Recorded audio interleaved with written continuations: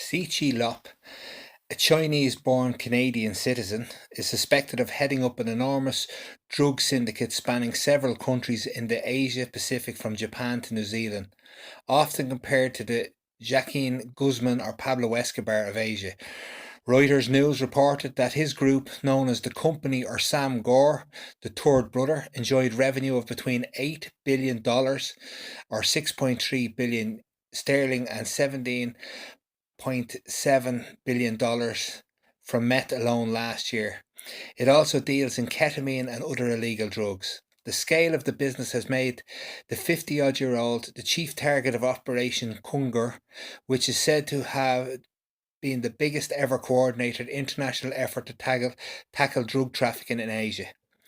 Australian police are leading the operation, which supports authorities in China, Canada, and the US and others. Reuters has seen the official documents from the US Drug Enforcement Administration and Taiwanese law enforcement identity TSE as the leader of the company, which often hides its substances and sells it in packs of tea. The strategy has helped his operations secure between 40 and 70% of the regional meth market in Asia. The Sangor syndicate generates billions of dollars each year from trade in methamphetamine and other synthetic drugs. Some leading authorities asserted that Tsi Che Lop was a bigger player in the global drugs trade than the Mexican drug lord Joaquin El Chapo Guzman, and possibly even the cartel leader Pablo Escobar.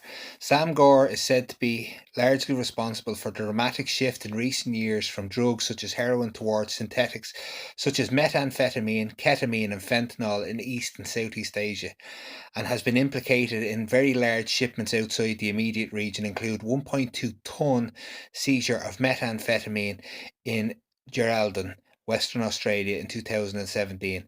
The group's methamphetamine production operations in the Golden Triangle area of Myanmar are protected by private militia, and according to June 2020 news report, the group is believed to source and sell a range of drugs. Tsi Che Lop was arrested by Dutch police in Schiphol Airport on January 22nd, 2021, when he was on his way to Canada from Taiwan. He is currently waiting to be extradited by the Australian government. If you like the content today, please like and subscribe. Also, to give a shout out to Plastic Paddy and Saint City Limerick, if you could also give them a like and subscribe to their channel.